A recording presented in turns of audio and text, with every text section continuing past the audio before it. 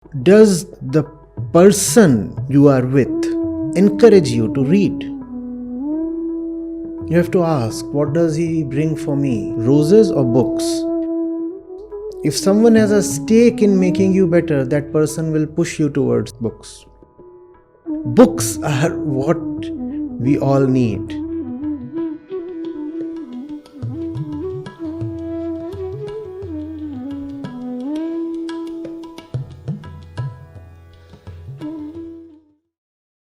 As it is rightly said by Buddha, just as a candle cannot burn without fire, men cannot live without a spiritual life. Acharya Prashant is a powerful voice of social spiritual awakening in today's world. He is an acclaimed Vedanta teacher and an author of over 100 books, including multiple national best-selling titles. An alumnus of IIT Delhi, IIM Ahmedabad, a former civil service officer, he is an exponent of pure Vedantic wisdom, a vocal warrior against superstition and inner weakness, also a promulgator of pure spiritual veganism and an expounder of essential human freedom. I would now like to invite Mr. Acharya Prashant to share his wisdom on spiritual wellness. So will connect with us online. So over to you. Thank you.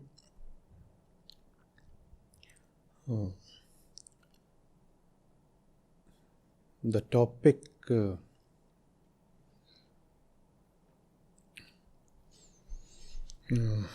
we would be taking up is spiritual wellness.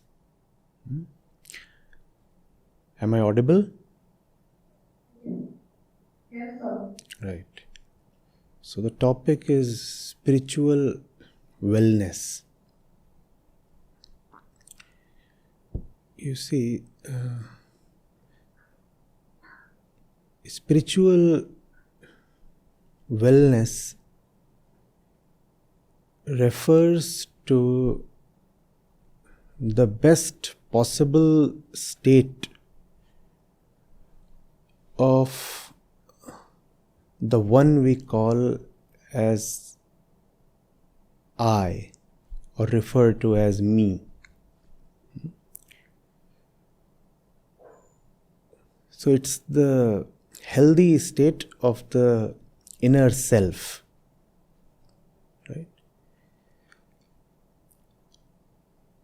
If we want to talk about the health of the self, obviously we will have to consider what is it that makes it unhealthy in the first place.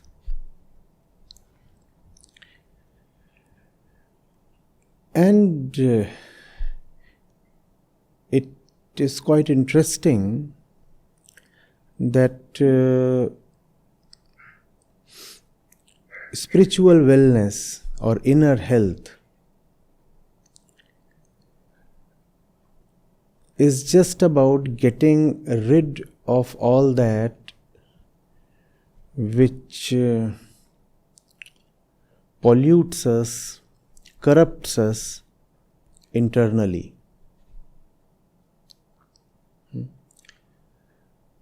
So, what is this internal place that gets polluted? That place is called mind. So there is the mind, and the mind is born with the tendency to absorb influences from everywhere. We keep having experiences every moment of our life, and those experiences impact the mind. They deform and stain the mind.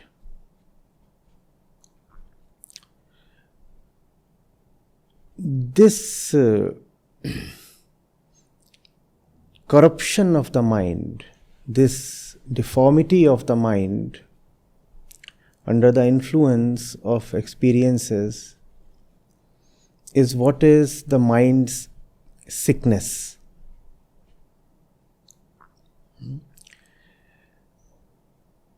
And as we said, we are born with the tendency to absorb from outside. The mother tendency, the latent tendency to get corrupted is present in us right since birth. And then the entire process of growing up, involving upbringing, parenting, education, all the influences and experiences, media, all that just impacts the mind in a very big way. And that is what is classically been called as the sickness of the mind, the problem of the mind. The mind just becomes an accumulation of foreign influences. There remains no individuality to the mind.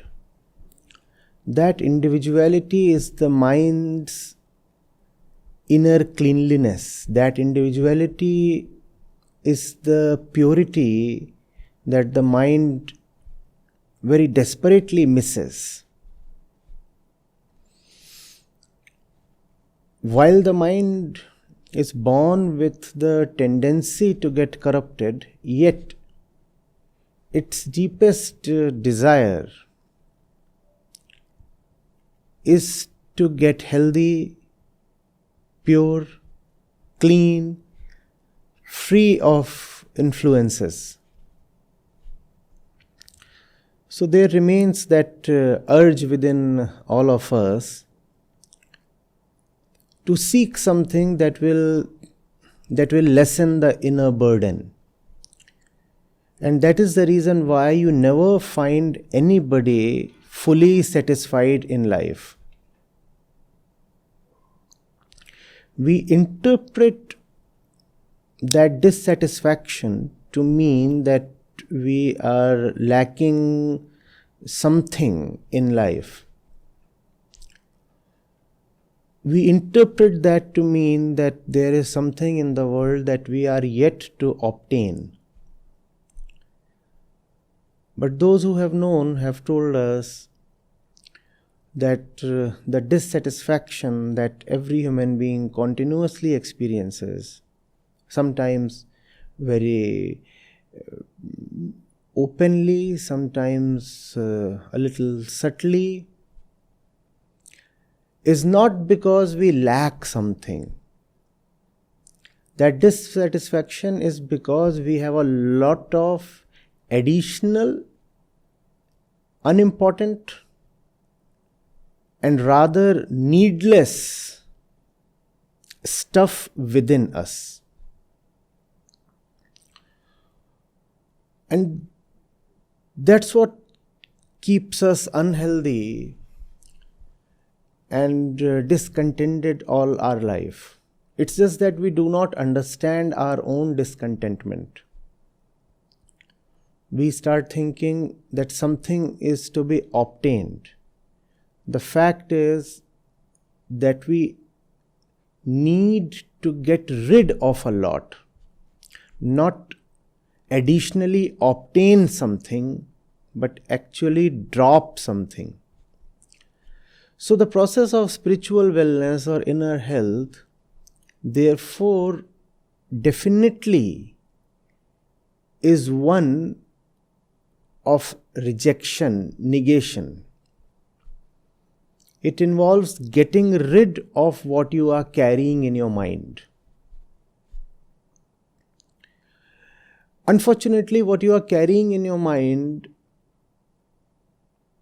starts appearing to be one's fundamental identity. One gets so attached to mind stuff that it takes the form of your core, not even the form, just the name of your core. The attachment becomes deep, the identification becomes great, and one says it is painful to negate and drop. But that is necessary. Also, all the pain is imagined only till you have not relieved yourself of the needless inner burden. When you relieve yourself, you discover that the cost that you have paid for getting inner freedom is not too much. But that can be experienced only when you know what it means to be well and healthy and light within. Then you say, wow, this is such a fantastic state to be in. And if that involved getting rid of inner trash, then no big deal. It's quite profitable. It's just that trash has to be seen as trash. If you keep thinking of trash as something quite valuable, then obviously you are never going to let it go. For that, a very direct, honest, blunt, and impartial observation of one's life is continuously needed. If you want to know what is the stuff that you are carrying within, toxic stuff, needless stuff, then you will have to watch your life. What does it mean to watch one's life? Look at your thoughts, your emotions, your actions, your relationships, and look at them sharply, without fear, without attachment, without concern for what may show up. Just watch, and you will be able to see where all of that is coming from. You'll be able to see the facts of your life. When you are candid enough to admit your real relationship with your colleague or your family or your servant or the waiter at the restaurant or the stray dog, when you see what is happening between the two of you, when you see how your mind reacts to all these things, when you see how automatic your emotions are and how easy it is to trigger them, that's when you can see how unimportant they are. That's when you get the courage to drop things. Actually, then courage is not even greatly needed.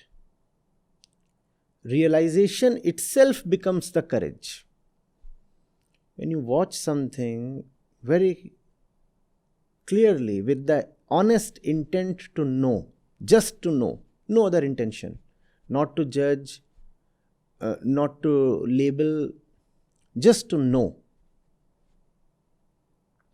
When you watch something with the right intent, then the watching itself becomes realization, and we said realization becomes courage. In that sense, additional courage is not even needed. You don't have to summon up willpower. And that's when the needless stuff that had been accumulated in the mind and was being protected and guarded with a lot of life energy starts showing up as needless.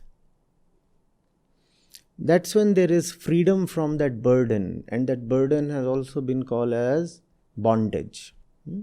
So that itself is freedom from bondage, and that is what is inner health, that is what is freedom from disease. That's when you are totally just within yourself, not a slave of the world. So wellness, health, the word for that in Sanskrit is swasthya. And very beautifully, that means being situated within oneself. What does it mean to be situated within oneself? Not being influenced by the outside. Being situated within simply means not being a slave of the external world. So those who want inner wellness must be very keen to figure out all that which is external, which is not inner. We said we want inner wellness, spiritual wellness. Figure out what is not inner. All that which is not inner does not deserve the kind of respect, the kind of attachment, the kind of value we usually accord to it. If you can see what is yours and what is not, then you will be free of all kinds of diseases and disorders. All disease spiritually is nothing but that which is not you but is pretending to be you.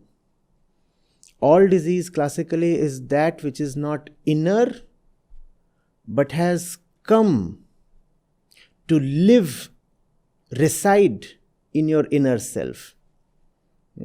Much like an encroachment. So you have to clear your inner space of the encroachment. That is what spiritual wellness is about. Thank you.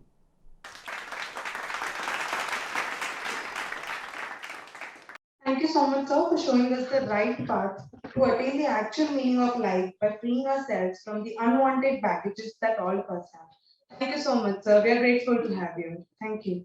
Thank you.